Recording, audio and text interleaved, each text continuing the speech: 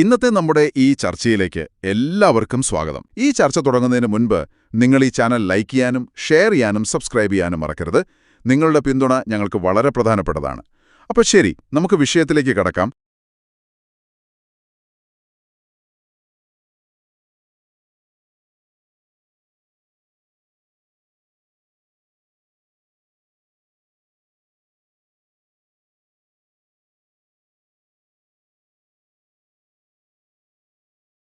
ഒരു നിമിഷപ്രിയന്റെ കാര്യത്തിൽ നമ്മളൊരു സംസാരത്തിന് ബദലായിട്ട് കുറെ ഇറങ്ങിയല്ലോ.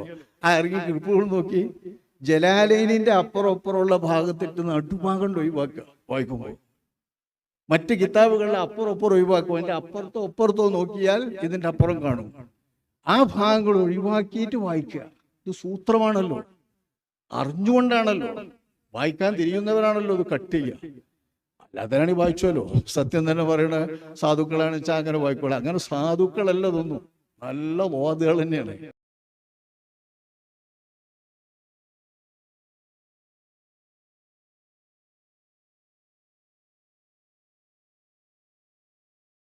അപ്പൊ അള്ളാഹു നരകം സൃഷ്ടിച്ചതിനുള്ള അതേ അടിസ്ഥാനത്തിൽ അള്ളാഹുവിനൊരു തീരുമാനമുണ്ട്. ആ തീരുമാനത്തിന്റെ അലംഘനീയമായ വിധിയാണ് ഈമാനില്ലെങ്കിൽ നരകത്തിന്റെ രക്ഷയില്ല, ഈമാനില്ലെങ്കിൽ സ്വർഗത്തേക്ക് പ്രവേശനമില്ല.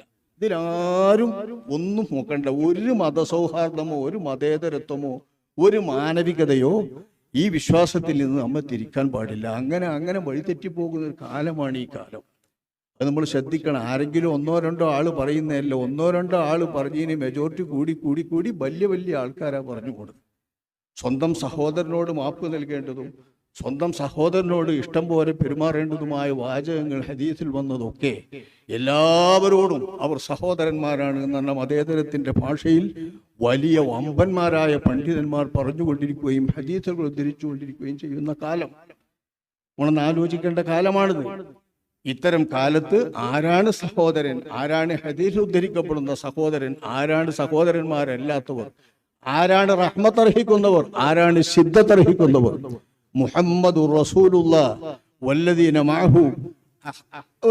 മഅഹു അശിദ്ദാഉ അലൽ കുഫാരി റഹമാഉ ബൈനഹും. റഹ്മത്ത് അർഹിക്കുന്നവരും ശിദ്ദത്ത് അർഹിക്കുന്നവരും അല്ലാഹുവിന്റെ അടിയങ്ങളിലുണ്ട്. അതെല്ലാം മതത്തിന്റെ കൃത്യം പോലെ നിർവഹിക്കുന്നവരും നിറവേറ്റുന്നവരുമാണ് മുഹമ്മദ് നബിയോട് കൂടെയുള്ള വിശ്വാസികൾ എന്ന് അള്ളാഹുവിന്റെ റസൂൽ, അള്ളാഹു ഖുർആനിൽ പറഞ്ഞിട്ടുള്ള റസൂലുള്ളാഹിന്റെ അനുയായികൾ. അവരിൽ നമ്മൾ പെടണം. അള്ളാഹു സുബ്ഹാനഹു വ തആല നമ്മളെ അതിൽ ഉൾപ്പെടുത്തുമാറാവട്ടെ. നബിന്റെ ഏറ്റവും മുന്തിയ സ്വഭാവം പറയുമ്പോഴും വിശുദ്ധ ഖുർആൻ ഉപയോഗിച്ച സ്വഭാവം എന്താ? വഇന്നക ലഅലാ ഖുലുഖിൻ അളീം, വഇന്നക ലഅലാ ഖുലുഖിൻ അളീം. അല്ലാഹു പറഞ്ഞു മഹത്തായ സ്വഭാവമാണ് റസൂലുള്ളാഹിന്റെ സ്വഭാവം.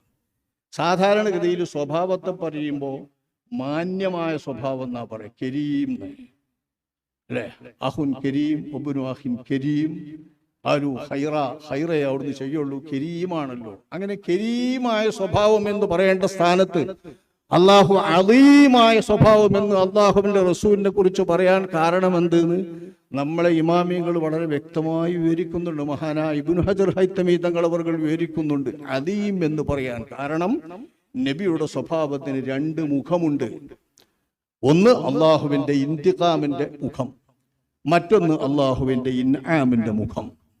കരുണ അർഹിക്കുന്നവരോട് കരുണയും നന്മയും വർത്തിക്കുന്ന ഇൻആമിന്റെ മുഖത്തിൽ പെരുമാറേണ്ടവരോട് നബി അങ്ങനെ പെരുമാറുന്നതിൽ മഹത്തായ പ്രകൃതമാണ്.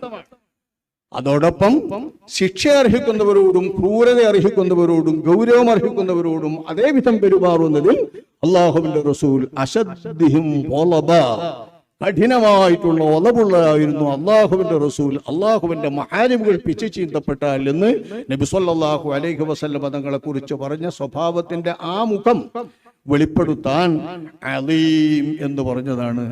അലീം എന്ന് പറയുമ്പോൾ അള്ളാഹുവിന്റെ ജലാലിന്റെയും ജമാലിന്റെയും സിഫത്തുകളെ എല്ലാം ഉൾക്കൊള്ളുന്ന മഹത്വം എന്ന വിശേഷണം ആ അള്ളാഹുവിന്റെ റസൂലിന്റെ സ്വഭാവത്തിന് ഇത് നൽകാൻ കാരണം ഇതാണെന്ന് ഇബ്നു ഹജർ തങ്ങൾ അവർ വിവരിക്കുന്നുണ്ട്. നമ്മളിത് മനസ്സിലാക്കേണ്ടത് റസൂലുള്ളാഹിക്ക് ഈ രണ്ട് മുഖത്തിലുള്ളതുമുണ്ട്. അതൊന്നും പരിഗണിക്കാതെ ആയത്തും ഹദീസും നോക്കിയിട്ട് ഇഷ്ടം പോലെ പറയണം. നമ്മൾ പറയുന്നൊരു വിഷയത്തെ പറ്റി ഖണ്ഡിക്കുമ്പം പോലും ജലാലൈനി വായിക്കുമ്പോൾ ജലാലൈനിന്റെ അപ്പുറവും ഇപ്പുറത്തുള്ളത് വായിക്കുമ്പോൾ തങ്ങൾക്ക് എതിരാകുന്ന ഒന്ന് നടുവിൽ കാണുന്നത് കട്ട് ചെയ്ത് വായിക്കുക. വലിയ വലിയ മൂല്യന്മാര് ഇപ്പൊ ഇറങ്ങിയിട്ടുള്ള ക്ലിപ്പുകൾ നോക്കി.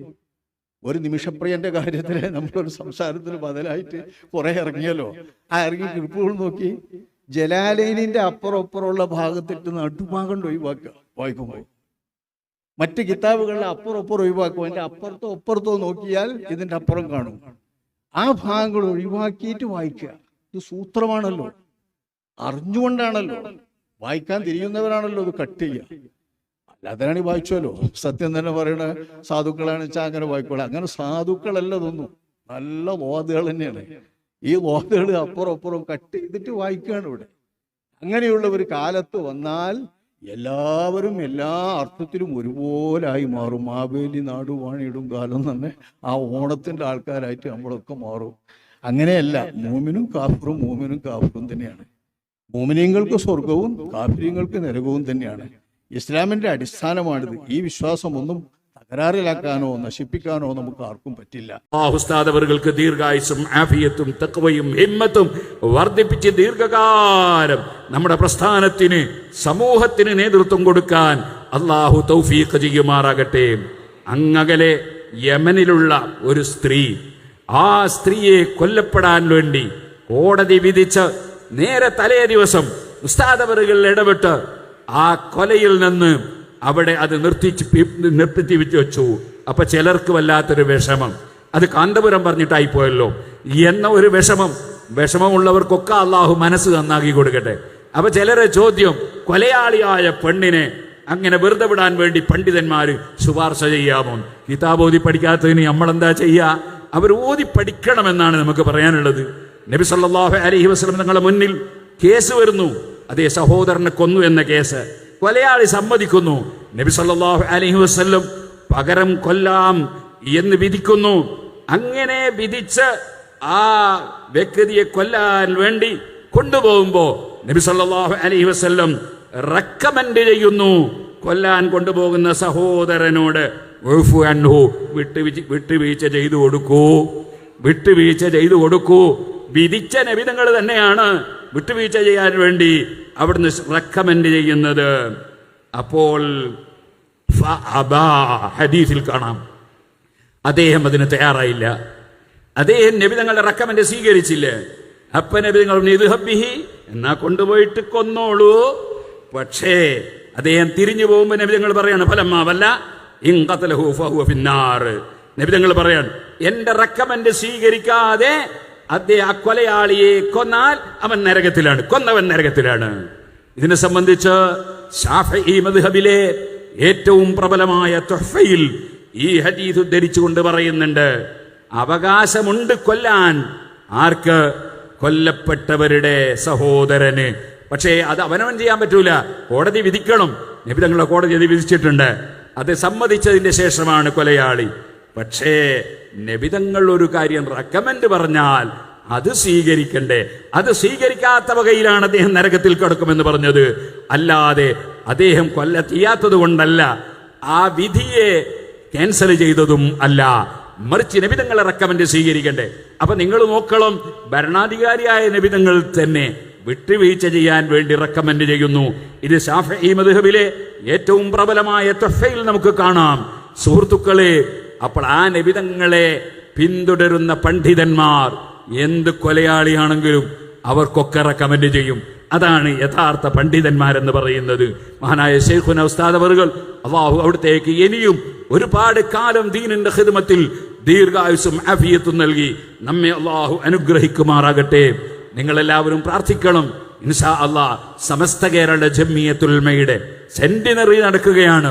അതിന്റെ ഭാഗമായി ആദ്യം SSFന്റെ പരിപാടി ഒരു വർഷം നടന്നു, പിന്നീട് SYSന്റെ ഒരു വർഷം നടന്നു, ഇപ്പോൾ കേരള മുസ്ലിം ജമാഅത്തിന്റെ പരിപാടികൾ നടക്കുകയാണ്.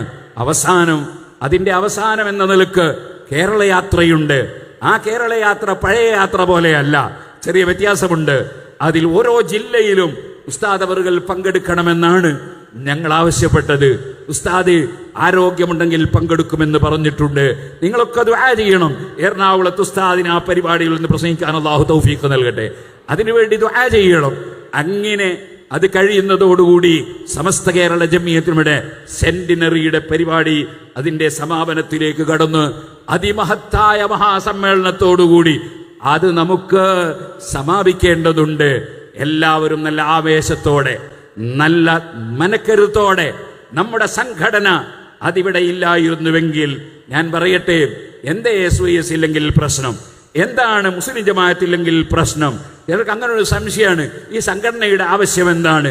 നമ്മളൊരു മൗലിദ് ഓതിയാ പോരാ. അതിന്റെ തെളിവ് നിങ്ങൾ കോഴിക്കോട്ട് വരൂ. മുഹീദ്ദീൻ ശൈഖ് റളിയല്ലാഹുവിന്റെ പേരിൽ ഉണ്ടാക്കിയ പള്ളി ആരുടെ കയ്യിലാണ്? ഷാദിലി ശൈഖിന്റെ പേരുണ്ടാക്കിയ പള്ളി ആരുടെ കയ്യിലാണ്?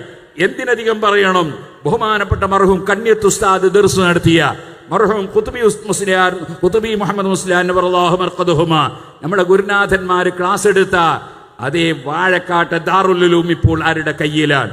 എന്തിനധികം പറയണം സുഹൃത്തുക്കളെ, ഒരു സ്ഥാപനം സുന്നികളുടേതാണ് പറയപ്പെടുന്നുണ്ട്, പക്ഷേ അവിടെ അതാ സുന്നത്ത് ജമാഅത്തിന്റെ വിരോധികൾക്ക് അതേ ബഹുമാനിച്ച് പുസ്തകം എഴുതുകയും പദ്യമുണ്ടാക്കുകയും ചെയ്തവർക്ക് ക്ലാസ് എടുക്കാൻ അവസരം.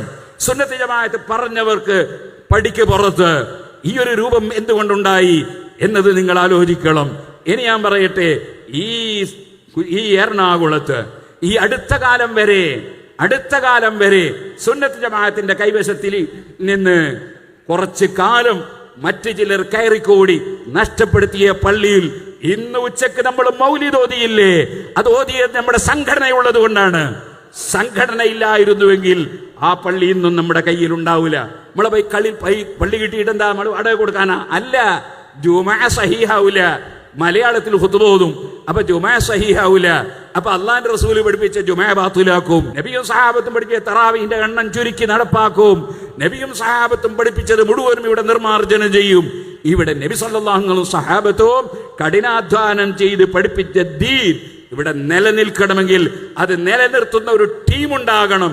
ആ ടീമാണ് സമസ്ത കേരള ജമിയത്തുലമയുടെ കീഴിൽ പാറ പോലെ ഉറച്ചു നിന്ന് പ്രവർത്തിക്കുന്ന കേരള മുസ്ലിം ജമാഅത്തും SYSഉം SSFഉം സുന്നി ജമിയത്തുൽ മുഅല്ലിമീനും സുന്നി മാനേജ്മെന്റ് അസോസിയേഷനും നമ്മുടെ സുന്നി വിദ്യാഭ്യാസ ബോർഡും എല്ലാം അതിനുവേണ്ടി നിലകൊള്ളുന്നതാണ്. നമ്മളെ സംബന്ധിച്ചിടത്തോളം വൽതകും മിൻകും ഉമ്മത്തുൻ യദ്ഊന ഇലൽ ഖൈർ, നന്മയിലേക്ക് ക്ഷണിക്കുന്ന ഒരു ടീം ഉണ്ടാകണമെന്നും അവരാണ് വിജയികളെന്നും ഖുർആൻ പറഞ്ഞിട്ടുണ്ട്.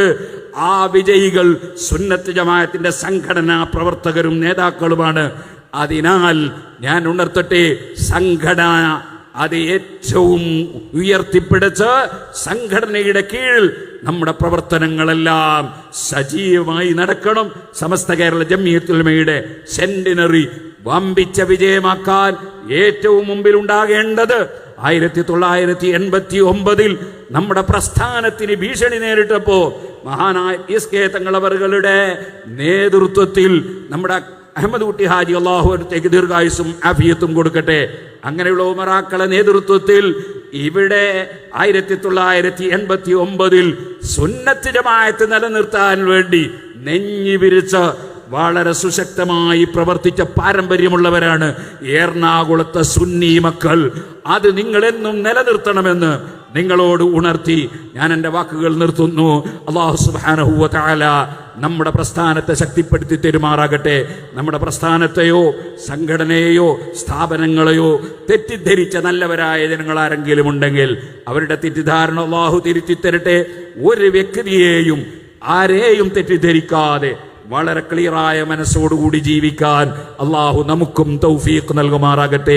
വആഖിറു ദഅവാനാ അനിൽ ഹംദുലില്ലാഹി റബ്ബിൽ ആലമീൻ. മതപരമായ വിഷയങ്ങൾ വരുന്ന സമയത്ത് മതകാര്യങ്ങളിൽ മുസ്ലിം പണ്ഡിതന്മാർ ആ സമൂഹത്തിന് ആവശ്യമായിട്ടുള്ള ഉപദേശങ്ങൾ കൊടുക്കും. മതകാര്യങ്ങൾ മുസ്ലിം പണ്ഡിതന്മാർ ഉപദേശം കൊടുക്കും.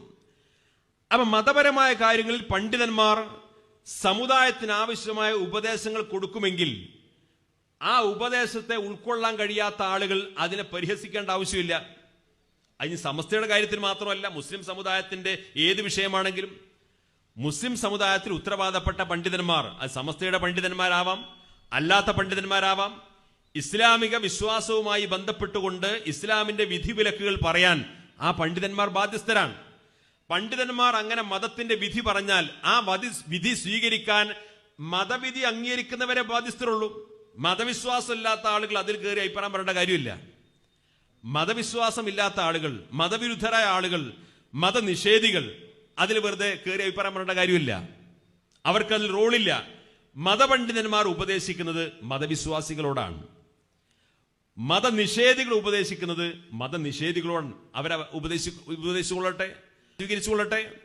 പിന്നെ മതപണ്ഡിതന്മാർ മതവിശ്വാസികളോട് എന്തെങ്കിലും കാര്യങ്ങൾ ഉപദേശിക്കുമ്പോൾ അതിനെ അടച്ചാക്ഷേപിക്കുന്ന, ഇസ്ലാമിനെ പ്രാകൃതമായിട്ടൊക്കെ ചിത്രീകരിക്കാൻ ആര് മുന്നോട്ട് വന്നാലും ഇക്കാര്യത്തിൽ മുസ്ലിം സമുദായം ഒറ്റക്കെട്ടായിരിക്കുമെന്ന് എല്ലാവരും മനസ്സിലാക്കുന്നത് നല്ലതാണ്. അത് സംഘടനാപരമായ വിവേചനമൊന്നും അവിടെ ഇല്ല. പ്രത്യേകിച്ച് സുന്നി പണ്ഡിതന്മാർ, അഹ്ലുസുന്നത്ത് വൽ ജമാഅയുടെ പണ്ഡിതന്മാർ, ആ സുന്നത്ത് ജമാഅത്തിന്റെ കാര്യത്തിലൊക്കെ അവർ ബിദഈ പ്രസ്ഥാനങ്ങൾക്കെതിരെ ഒറ്റക്കെട്ടാണ്, മതനിഷേധികൾക്കെതിരെ ഒറ്റക്കെട്ടാണ്. മതവിരുദ്ധമായി ഏത് താല്പര്യങ്ങൾ അടിച്ചേൽപ്പിക്കാൻ ശ്രമിച്ചാലും അവിടെയെല്ലാം സുന്നത്ത് ജമാഅത്തിന്റെ പണ്ഡിതന്മാർ ഒറ്റക്കെട്ടായിട്ട് തന്നെ നിൽക്കും. അതുകൊണ്ട് മതപണ്ഡിതന്മാർ ഈ സമുദായത്തോട് എന്തെങ്കിലും ഉപദേശം കൊടുത്താൽ അത് സ്ത്രീയുടെ വിഷയത്തിലാണെങ്കിലും സ്ത്രീകളും പുരുഷന്മാരും പരസ്പരം അങ്ങനെ ഇടപഴകാൻ അവസരമുണ്ടാക്കുന്ന പുതിയ പുതിയ രീതികളുടെ ഭാഗമായിട്ടാണെങ്കിലും മതപണ്ഡിതന്മാർ അവരുടെ വിശ്വാസികളോട് ഉപദേശിക്കും. ആ ഉപദേശത്തെ മോശമായി ചിത്രീകരിക്കുന്ന പ്രവണതകൾ ആർക്കും ഭൂഷണമല്ല, അത് അവർക്ക് നഷ്ടമേ ഉണ്ടാക്കൂ. ഇത്തരം വാർത്തകളും വിശേഷങ്ങളും അറിയാൻ ഞങ്ങളുടെ ചാനൽ ഉടൻ തന്നെ സബ്സ്ക്രൈബ് ചെയ്യുക, ലൈക്ക് ചെയ്യുക, ഷെയർ ചെയ്യുക. ജനങ്ങളിലേക്ക് എത്തിക്കണമെന്ന് നിങ്ങൾ ആഗ്രഹിക്കുന്ന വാർത്തകളും വിശേഷങ്ങളും പ്രമുഖരുടെ പ്രഭാഷണങ്ങളും ഞങ്ങളുടെ വാട്സപ്പ് നമ്പറിലേക്ക് അയച്ചു തരിക. നന്മ വളരട്ടെ, തിന്മക്കെതിരെ നമുക്കൊരുമിച്ച് നിൽക്കാം.